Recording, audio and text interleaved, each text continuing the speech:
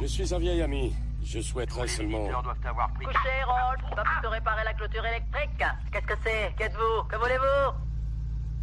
Ah, Seigneur, mais tu es obèse. Allez, entre vite. Et salut les loups, aujourd'hui on se retrouve sur une petite vidéo théorie sur les pouvoirs d'Enna Mode dans les Indestructibles. Là je vais vous poser la question, mais pourquoi ce personnage? Bah tout simplement parce que déjà c'est un de mes personnages préférés de l'univers des Indestructibles, et parce que c'est une théorie que je pense depuis le tout premier volet, et que certains éléments du deuxième volet pensent à appuyer dans cette voie. Tout ceci reste parfaitement théorique, mais je vais vous montrer des éléments qui m'ont permis d'en déduire que... Enna Mode est immortel. Et là je vous entends dire « Il a pas fait mieux que la moquette !» Eh ben non. Et vous allez vite comprendre pourquoi. Et pour cela je vais vous demander de bien écouter ce que va dire Enna Mode dans l'extrait qui suit. Entre nous, ça a changé. Ce n'est plus comme avant. C'est plus du tout comme avant. Je ne t'ai pas vu aux infos, au défilé de mode de Prague. Milan, darling, Milan. Ah, les top modèles. Je vois vraiment pas ce leur truc de top. Ces filles à papa, débiles, ces planches à pain aux lèvres boursouflées, à l'égoïsme exacerbé. Ah, dans le temps, je crée pour les dieux. 1000 ans, Robert, qu'elle lui dit. Donc ça fait penser qu'il y a au moins 1000 ans qu'elle suit cet événement. De plus, elle nous dit bien qu'elle fabriquait autrefois des costumes pour des dieux, pas des super-héros, des dieux. Donc ça peut faire penser à une époque vraiment très lointaine. En plus d'avoir énormément de connaissances sur les pouvoirs des super-héros, dans le volet 2, quand elle doit garder Jack, elle dit ceci. Je plaisante, Robert, j'ai adoré cette mission. Il est brillant et je sais comment le stimuler. C'est une belle rencontre.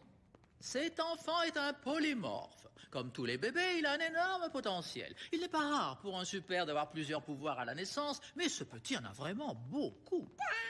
Oh, mais oui, on a plein de pouvoirs, nous. On a plein de pouvoirs, nous. Alors, est-ce qu'elle parle juste pour Jack ou elle fait référence aussi à elle qui aurait de nombreux pouvoirs cachés?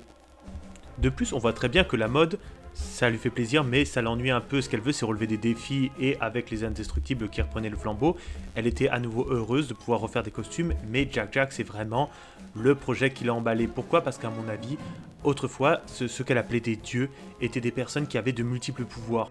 Je pense que Jack lui a justement rappelé tous ces personnages qui autrefois étaient des dieux, qui avaient des super pouvoirs, qui en avaient beaucoup de super pouvoirs, et aussi ça lui permettait de pousser sa créativité avec les nouvelles technologies et les pouvoirs d'antan, et faire le meilleur chef-d'œuvre de sa vie. Et c'est là où nous voyons pourquoi elle est tant émerveillée face à Jack.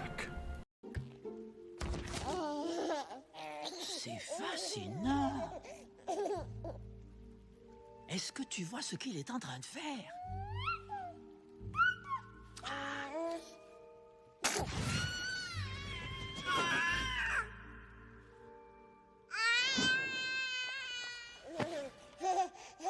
Impressionnant. Génial. Et là je vous le demande, est-ce que j'ai réussi à vous convaincre que Enna Mode est immortelle? J'ai l'impression que vous avez encore quelques doutes, parce que c'est vrai que tout ce qu'elle dit est sujet à interprétation. Du coup je vais encore vous laisser avec un autre extrait afin d'approfondir mon point de vue. Merci encore, Enna. Merci pour tout. Au fait, combien je te dois pour tout ça? Oublie, darling. Ce sera couvert par mes frais en tant que designer de tes super costumes de ceux d'Elastigirl et de Frozone. Designer officiel dans tout l'univers et jusqu'à la fin des temps. Mais le babysitting de ce petit chou, ça, je te le fais gratis, darling. Designer officiel dans tout l'univers et jusqu'à la fin des temps. La fin des temps.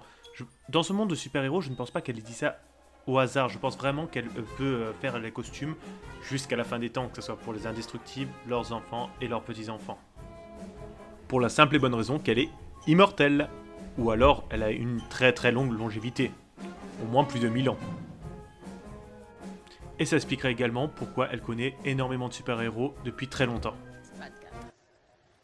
Je croyais que c'était à moi de choisir. Est-ce que tu te souviens de Gilbert Leclerc? Beau gosse, maître de tempête, sympa, gentil avec les enfants. Écoute, Edna. 15 novembre 1958.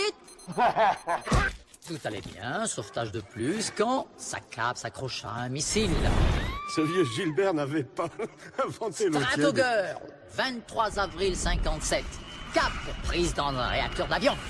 Edna, ne généralise pas, ce sont des cas particuliers. Métaman, ascenseur mortel. Ultraman, décollage tragique. Splashman, aspirovortex. Pas de cap. Alors dites-moi, convaincu, pas convaincu? Dites-moi ça dans les commentaires.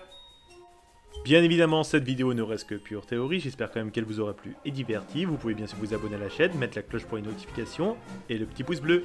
Merci beaucoup et je vous dis à la prochaine pour une autre vidéo. Allez, bisous les loulous. Tu peux te disposer. Ton nouveau costume sera prêt avant ta prochaine mission. Je te rappelle que j'ai pris ma retraite de super-héros. Tout comme moi, mon petit Robert. Mais nous revoilà. Et